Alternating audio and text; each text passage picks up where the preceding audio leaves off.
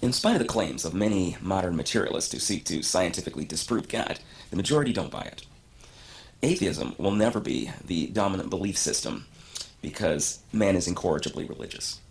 On the other hand, many of us have been turned off by the abuses perpetrated by religious organizations in the name of God.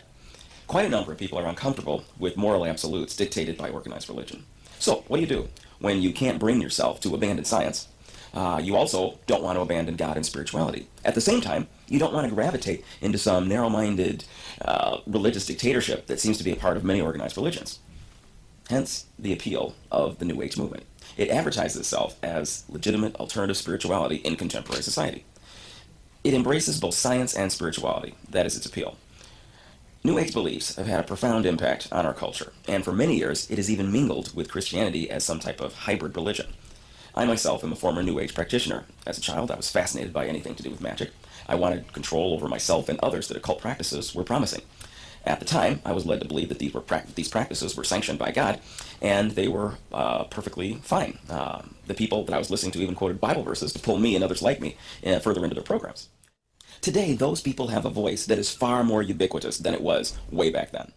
New Age consciousness, spiritism, channeling, magic, witchcraft, neo-paganism, astrology, New Age ecology, ufology, all of these practices are being advertised and taught throughout primetime television, children's cartoons, adult cartoons, multiple millions of websites, public education from K through grad school. It's all there. Our young people are being bombarded with promotional materials supporting New Age beliefs like never before in history. Most of us just accept it, okay? We tolerate it. We ignore the subject. Should we? Should we? Is it okay? Should we? Is it really a serious matter that we need to be warned about, that we need to be warning others about? You be the judge. Let's talk about it. We got this presentation here, and we're going to examine the world of the New Age movement. You decide. The New Age movement is very difficult to define. I mean, that's a great challenge. Define the New Age movement. I mean, you've got a conglomeration of beliefs that are very mystical, okay? There is no hierarchy, no dogma, no doctrine, no collection plate, no membership into the New Age movement.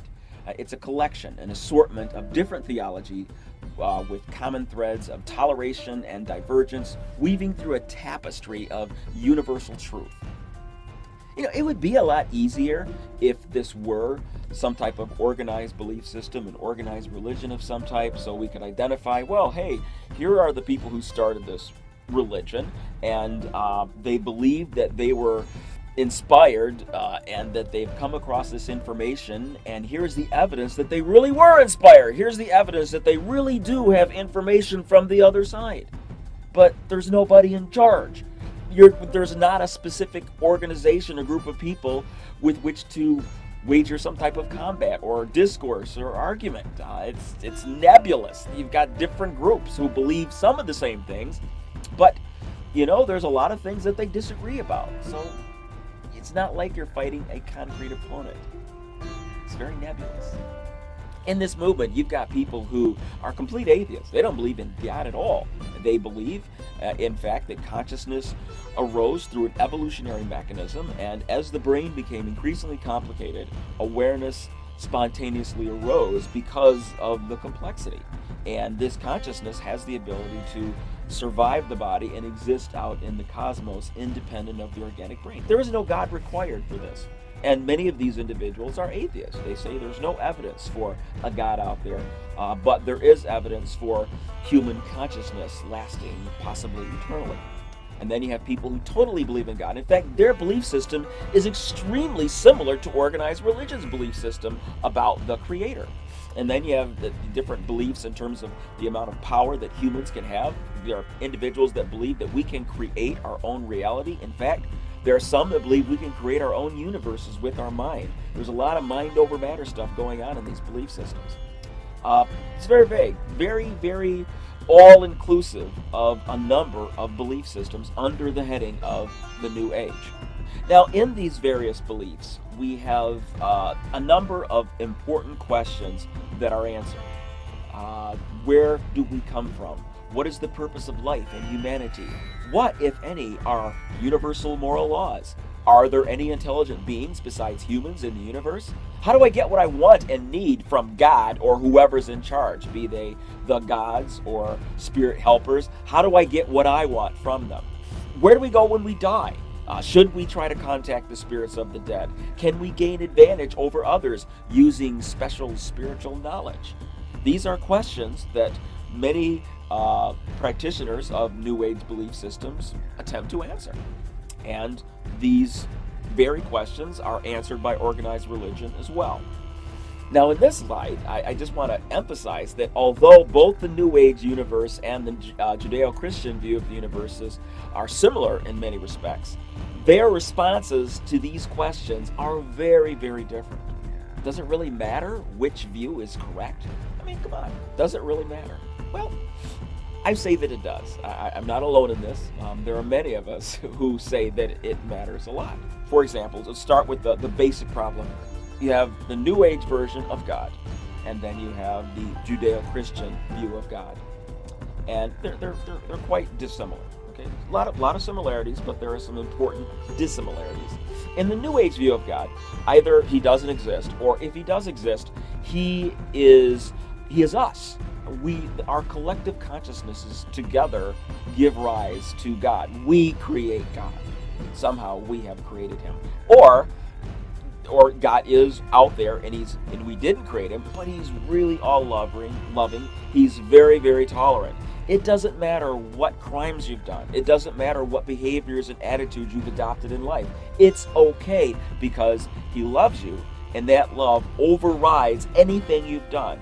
All the bad that you've done to others is okay. You learn from it. Okay, you learn from it, and all of life is a teaching experience, and he's really accepting and loving of everything you've done, everything you are. It's all good, and you're going to be just fine. Everybody goes to heaven. That's basically, and I know that's oversimplified, and not all New Age people believe exactly the same way, but generally speaking, that is the position of most New Age believers that also believe in God. Now, contrast that to the person, the God of the Bible. A little bit different. We do have the loving thing going on. I mean, certainly you look at Jesus, and he loved the children, he loved people, and and even told the thief on the cross, you know what, you want to get to heaven today, you're with me in paradise. Boom, just like that. All the guy did was said, remember me when you come into paradise. And Jesus let the guy in. I mean, he wasn't that hard of a person at all. And he was pretty hard on the Pharisees, you got to admit that. He had a temper. And when people pretended to know about God, and they set up rules that kept people from God, Jesus was very hard on them. When they that whole marketplace thing where they were selling the animals to sacrifice and making a bunch of money off it, he obviously wasn't very happy about that. So Jesus wasn't always a happy-go-lucky, I love everybody kind of person. Now, if you also take a look at the Old Testament, the God of the Old Testament, he was loving too, and very much a father figure to humanity. But there was a strict side to him as well. There were certain behaviors that he would come right out and say, I detest that. I hate that. That really makes me mad, okay? And if you do certain things, I'm going to get you. And the characterization of God as an entity with emotional response to bad behavior and good behavior, but bad behavior, such that he would condemn and harm somebody because of bad behavior, that is presented throughout the Bible. So we have really different views of the God that's up there. Either he's completely all tolerant and all loving, and it doesn't matter what you do or who you hurt or what your attitudes are, or it matters a lot what you do with your life. He cares, and we have the ability to please him or to make him really mad at us so that we end up with negative consequences because of our counterproductive behaviors. Okay, this is from the book of Deuteronomy. It's over there in the Old Testament. Deuteronomy chapter 18, starting in verse 9. I'm just going to read this real quick. This is God talking to Moses, so God talking to people here. When you enter the land that God, your God, is giving you, don't take on the abominable ways of the nations there. Don't you dare sacrifice your son or daughter in the fire. Now, I'm going to stop right there real quick. What is that about?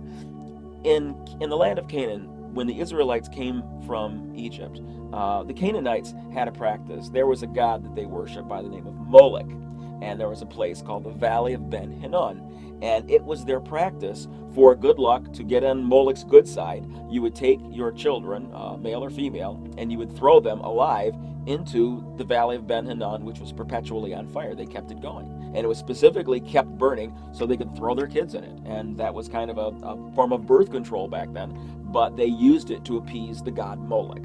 And several places God expresses his extreme displeasure with this practice. He's made it very clear to the Israelites. He said, you know what? I didn't tell them to do that. I didn't even think of that. Okay, he made it very clear that he never approved of human sacrifice. So that was one of the things he wanted to make sure, don't do that. If you do, you're gonna get on my bad side. Let me go on here.